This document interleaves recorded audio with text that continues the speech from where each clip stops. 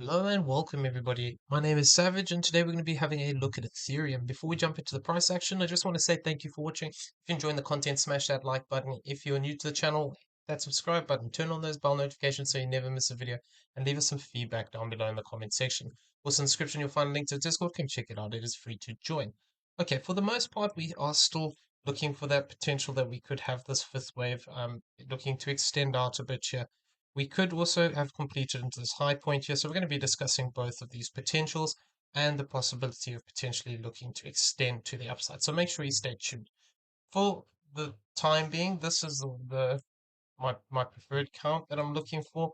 I wouldn't want to see this get much bigger, and we've got to be a little bit careful because this whole move is sort of happening within this channel. So this could actually just be a bigger corrective structure where we get a move like this as a W, we get an X wave here, and then we actually look to push down for a Y wave. So this is one of the possibilities. But really, until we actually break this at 1595, we can still argue that we do have potential for an impulse here. So the way I'd be looking at this, I'd have to adjust this slightly to how we were looking at it yesterday. So we can either argue two things. We can either argue this is just corrective, and we're actually going to look to break down and take this low. Or if we still do want to count it as an impulse on the smaller time frames, we can look at this as a flat for this wave two, in which case this would then just push this all down and we would have had basically smaller structure within here. Because we didn't cross this, well, we crossed this wave one here. So, we would have to argue that it would have invalidated it the other way. We can still look at this potential in this way because on the smaller time frames, we can actually count this bit here as a three-wave move to the upside. And then effectively we would have a flat correction within this, looking for this as a wave two. So we could potentially be completed into this high here. So if that's the case, if we were looking for this bullish potential, what we want to do is actually hold this zone of the 1641 to the 1608. And what we'd want to see here is basically we would have the way I'd be looking at this is that potentially we could come down towards this 1621, and that would be looking at this as a triangle within the middle part here.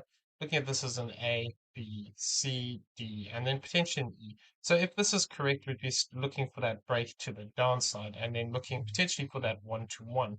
And then what we'd have here is just a bigger A, B, C pattern looking for the support into the zone. If we do lose this 1608 though, it becomes less likely that this is playing out. And then what we'd have to be looking out for is, like I said, that possibility that either we could form just another X wave here. And if we did come down towards that zone of that 1-to-1, which let me just see where that is again. Maybe that's 1621. Effectively, what we could then see is a move which plays out like this, and we get an A, a B, and a C wave to the upside. So this is something that we need to just be aware of, that we could just see this form a corrective structure and look to push up after that push down towards this zone. So a 1-to-1 would be the 1708, but the 786 would be quite an interesting area. It would be right on that channel line. We have touched it two times at the top, two times at the bottom. So we don't have a confirmed third touch. This could actually adjust slightly. Obviously, I'm just doing this as a predictive channel. We don't have enough touch points to confirm it, but this could be something that plays out. Like I said, we could potentially move this channel up slightly if we move towards the 1708. But what we'd be looking out for here is whether we actually manage to get this bigger impulsive structure. So if we do come lower down within this move, effectively what we'd be doing is actually pushing this 1618 down from where it currently is. So if we do move down towards that 1723 zone, this 1618 then moves to the 1763, which could then mean that we have that potential for this third wave to play out if we do move past there. And I'm leaving it where it is currently, just because you can also potentially argue that within this we could see a 1 with a 2 playing out like this as a more complex move. It's a W, X, and a Y, and it manages to maintain this 1628. But if we do lose that 1628, I'd be effectively looking for the lower range of this box to hold for support. It is more likely, in my opinion, that we're going to come down one more time here, but we'll have to see exactly how these things play out. If we do move down into the zone, then we'll be looking for that evidence of having a bigger impulsive push to the upside here. If we do move, like I said, above, it depends where we come down to. We've actually already come down into that golden pocket, so it is possible we could even just come down and form a double bottom or something here, and then look to push up towards these higher 1780 ranges.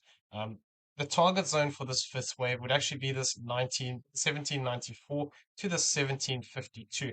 But if this does get some extensions within it, we could look to push up higher and potentially the bigger target zone is actually this 1894 to this 1780 range. So this is an area we could actually look to break up into, and we could even come back into this channel line. So these are just some targets that, we talked about some other fifth wave targets here, that if we do push up a bit higher, potentially this 2618 area, but we can see that that one-to-one actually sits here at this 1786, and that's the one-to-one of the wave one. So, this is a zone we could actually look to push up into. I'm going to just turn all this off now. The the other way that we need to be aware of that we can potentially count this move, and this would be a much more bullish option, would be arguing that we could have actually completed a wave two here already, because we have come down into that 50% retracement.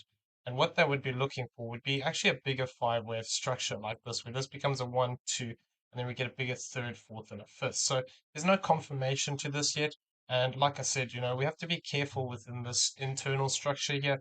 We could still see this form an additional three-wave move to the upside here, failing to break the 1744, and then actually still breaking down one more time here, and then looking for this support box here, this 15966 or 96 to this 1516. Losing this key support zone would more than likely indicate that we're actually going to be dropping down, and this wave has actually completed into this high point. So if we start to lose this 1560 zone, effectively by the time if we do cross this 1461, it would invalidate this potential for extension here, and we'd have to treat this as completed into this high point. And from there, what we'd be looking for is that potential to actually come back down here into this 1448 to this 1192 zone. So they would be looking for this as an A wave to the upside, potentially a B wave to the downside, and then looking for that C wave to the upside as well. We would have to be careful though, like I've said before, if we fail to hold this region, it could be there could be potential that we do actually complete a corrective move into this high, and we still have one low to go, which would actually look to bring us back down below this 1075 zone. So we're going to have to just give it a bit of space and see how we react within this area. Obviously, we're going to have a bit of volatility today with PCE is coming out, so we need to just be aware of that. We could see that if it's good news, we could rally, or alternatively, if it's bad news, we could start looking to break down deeper here. So yeah, just keep an eye on it. It is potential to get quite volatile today. So the talking about the downside, we still are looking for that potential to actually break down. If we do start to break down, this would be something I'm also keeping an eye on. So remember, in the previous video, we talked about the possibility that, we can also look for the fact that we could actually start to look to break to the downside off of this move. And what we were looking for was that potential of a 1-2-1-2 in this situation. And we were looking for this as the potential rejection zone for that. And what this would be looking for is effectively to see whether we come back up into this zone, find rejection, and then actually start to move impulsively to the downside. If we do get rejected from the 1706 to the 1674, and we do start to develop some bigger five-wave structure to the downside here, what I would be looking out for would be to see whether we manage to move into this zone here of this 1476. If we do, then what we'd be looking for is that potential for having an additional fourth and a fifth here, and then we'd have to take this into account, and the fact that we've got the potential for another 1-2 here, and then we'd be looking for that further evidence of an additional fourth and a fifth wave. So these are things we need to bear in mind with when it's getting when we've got days like today. These moves can start to move quickly, and it sometimes what that is, and leading up into it, it does get quite choppy. So, we could see that actually what we're doing is building up some ones and twos here. And then if the news is bad, we do start to break to the downside. Alternatively, the other way around, we could be building up ones and twos to the upside. And then when we get that good news, it looks to push to the upside. I mean, at the moment, I do think we still have in the short term a little bit of downside here if we're looking for that bullish option, where we're looking at treating this as an A, B, and a C, looking for that wave two and coming back into the zone. But if we do start to lose this 1595, then we'll have to look for those support zones within this bigger five-wave move again, and looking for some of these key areas here. So if we do actually move down this channel line, could be quite an interesting zone again. Depending on how long this takes, we could actually look to revisit this area. And if we do continue to maintain this channel, this bottom channel line could also be an interesting area. So we're going to have to just give it a bit of space. There is that potential to move up, but we need to hold this key area. If we lose that 1595, like I said, this would be our next zone of defense. Losing this 1516, we'd have to be very careful that we don't actually move down towards this 1461. If we do start to drop down towards those levels, then we can start to argue that potentially we are looking for the fact that we are starting some impulsive structure to the downside here, where we do have these additional legs to come in. So yeah, we're gonna have to just be a bit careful. We can give you a bit more of an update later on in the day. I'm going to leave it there. I hope everyone has a great day. We'll see you in the next one. Take care of everybody.